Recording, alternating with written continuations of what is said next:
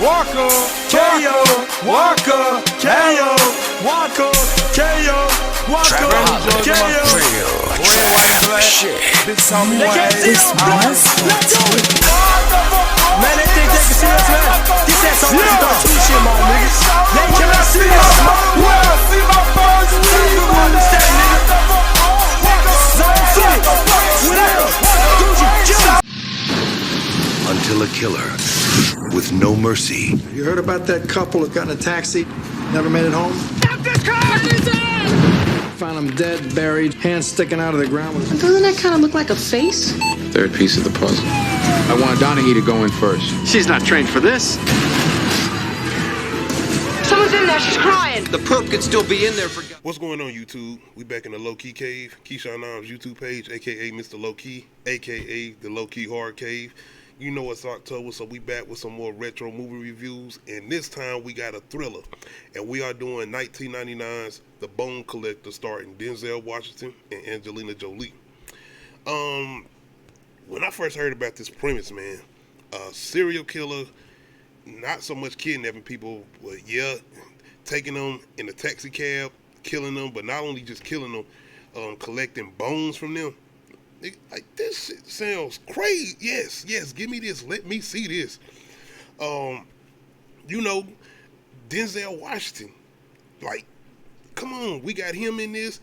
It's that whole setup feeling like we're about to get our new millennial or new age Silence of the Lambs 7.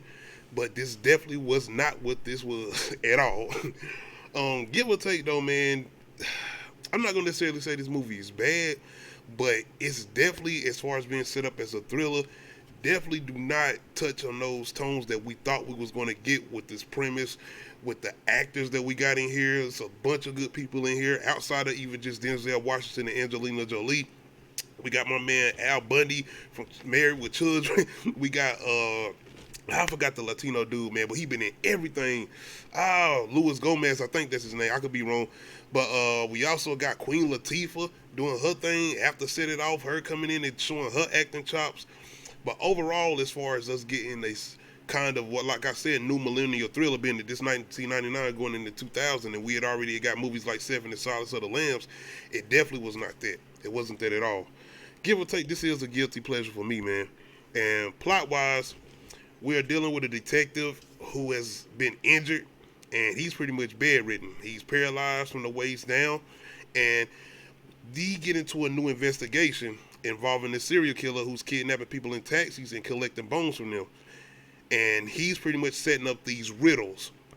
And now we come across this cop who came across this situation involving a body being buried in this train station, and now the cop, as far as Denzel Washington character, wants to bring in Angelina Jolie and put her on the lead as far as this investigation.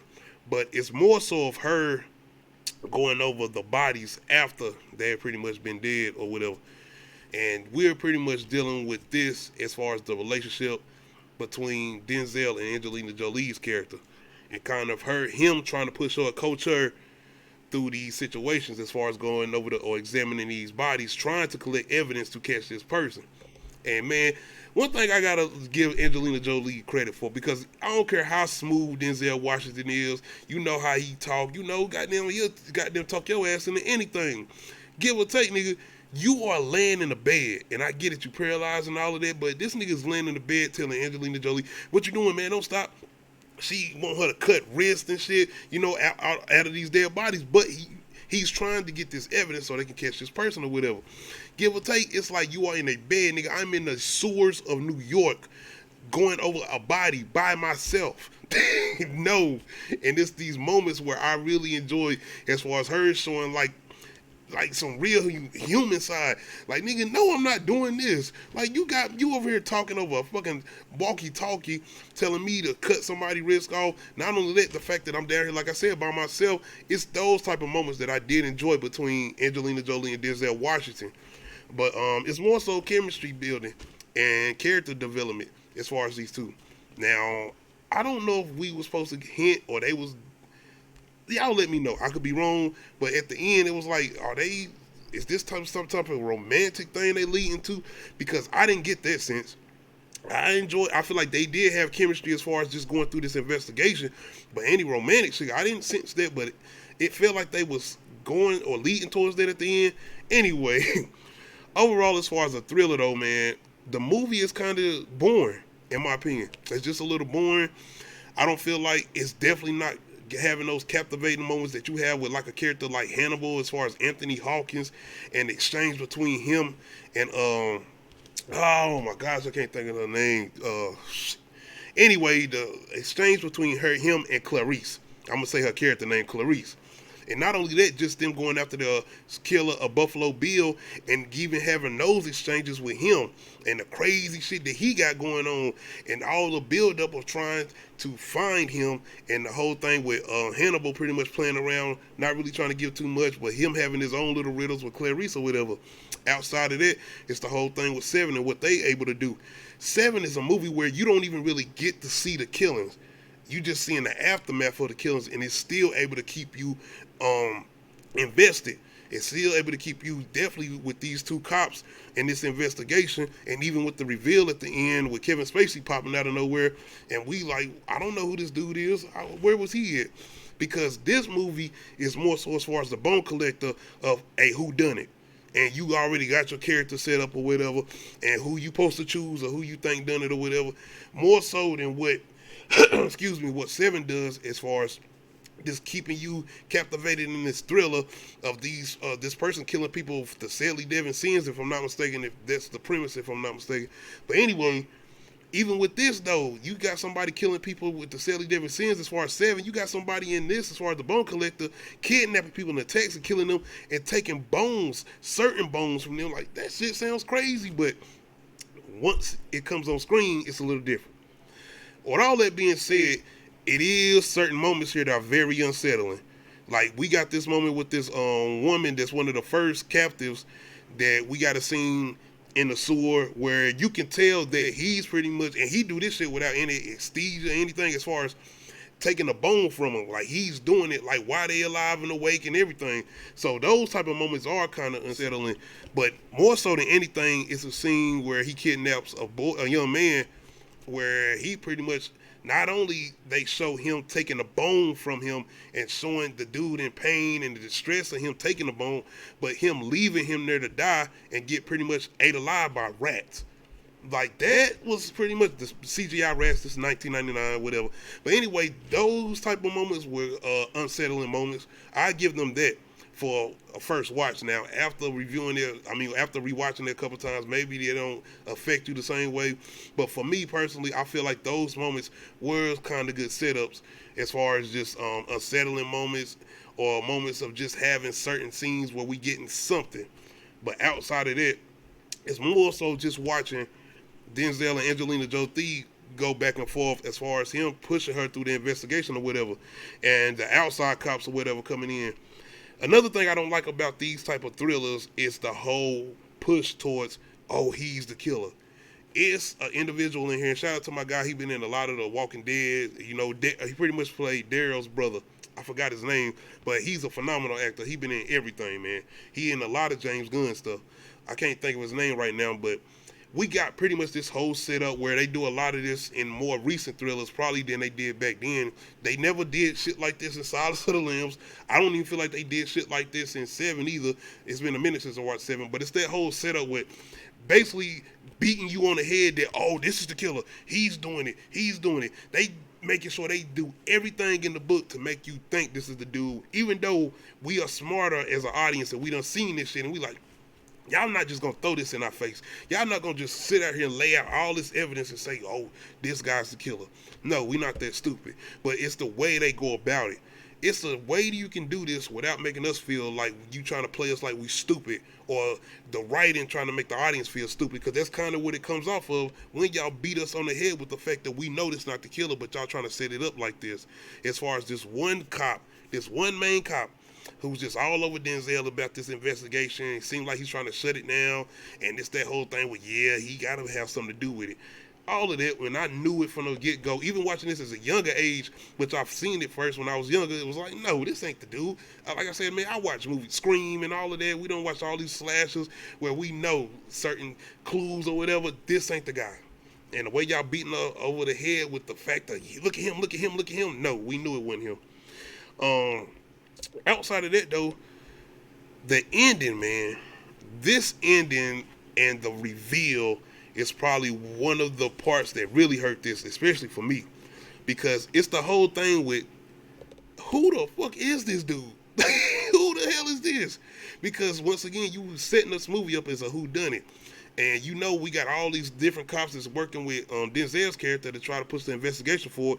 So you pretty much trying to set up these characters too to be like, oh, this might be one of the killers too, being he's right up under his nose. And give or take, this guy was right up under his nose. He was one of the guys that was helping Queen Latifah, you know, with him being bedridden and stuff, but he was not in this enough. You never really seen this guy paying too much attention to him to say, oh, he's the killer. And maybe the director or the writing thought they was going to do like some shit surprise, like, oh, he was there. I'm sorry. Maybe, I don't know if it was just me. Y'all can let me know. But I didn't remember this guy enough. Like, we concentrating on Denzel and Angelina Jolie and their conversations and the whole thing with the clues they finding and them trying to figure out certain things. And he had a point, though, when the shit he was saying to Denzel, because give or take, outside of when Angelina Jolie characters found that book and pretty much started to be able to find out the way he was going to start killing people, whatever, he was still manipulating the hell out of them. Like, the shit he was leaving, it wasn't help. They couldn't figure it out. And he pretty much tells this their character this, like, yo, nigga, I was leaving y'all all type of clues and y'all couldn't figure shit out. Nigga, I was doing it. I outsmarted you. And even with his motivation now, this motivation, like, yeah, he had a reason. Give or take, he did some goofy shit where he pretty much got himself in trouble, but he wanted to blame somebody else. But it was just the fact of how it came about and the role Denzel played and what happened with him. But yeah, when he go into detail about his situation, then it's like, yeah, I get why you on your warpath. But this reveal and everything, it wasn't it. But the acting with Denzel could be laying in the bed the whole movie, and he's still gonna act everybody. Not being disrespecting any of the actors or actresses in this movie or whatever. Even with Angelina Jolie, who I felt like she still kind of stood her tone. I mean, was able to stand toe to toe with Denzel as far as the movie. And Angelina Jolie is definitely in her ranks as far as an actress or whatever. She definitely classic movies or whatever. But I'm just saying, as far as this ending. And the whole thing with Denzel being that he can't move his body anything besides his mouth and his head or whatever, and he's still pulling this shit out and doing what he's doing. Because the ending is somewhat still effective. Like, they doing what they doing. It's just the whole thing, like I said, with that reveal, and I didn't know who he was. I was confused. I was like, where did he come from? Because I said this about Seven. It was like, I didn't see Kevin Spacey's character throughout this movie. I didn't never see him, because the whole thing with the whodunit type of movies is you're supposed to see the characters that you think have done it, and we're supposed to go throughout the movie getting setups or whatever with these characters and pretty much being duped out of or being fooled out of who we think it is or whatever. But with this movie, it was like I didn't see enough of him. How was I supposed to suspect that it was him, meaning that he wasn't nowhere around, but like maybe 2 scenes in the movie? Like, honest to God truth, you watch this movie and tell me how many times this guy's in this movie. And maybe he do got more parts, but I'm telling you, it's almost like a background character that ain't even got dialogue. But anyway, man, I still have moments where I enjoy this, especially even with rewatches. I do have moments where I enjoy this, and I feel like outside of what they try to do now with the recent thrillers that they try to do, nigga, what's that shit? The Iceman, whatever the fuck it, oh my God.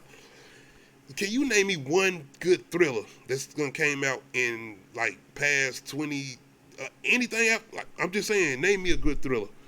But other than that, man, it's a recent one I watched on Netflix too called Reptile. Oh my God. Anyway, though, that's why I got to give this movie credit. Because outside of what I feel like they wasn't able to capture as far as what Silence of the Lambs 7 and those other type of thrillers was able to capture, they definitely wasn't able to capture those moments. They still were able to do something, and they had effective moments, they had effective settings, and they had a somewhat effective villain. It's that opening scene in this, it's a good setup. That's what I will say. The opening scene is a good setup. Give or take, nigga, I'm not falling asleep in those taxis. I'm not falling asleep in those taxis. But either way, that whole thing with waking up and you being in a ride, give or take, at least they had each other. But even in that situation where he ends up killing the husband before the wife, the opening is a good setup. And that's what I will give them credit for. But outside of that, if y'all have had a chance to check out The Bone Collector, let me know how y'all feel about it as far as being in the category of thrillers. Make sure you hit that like button. Make sure you hit that subscribe button if you're not subscribed to the channel.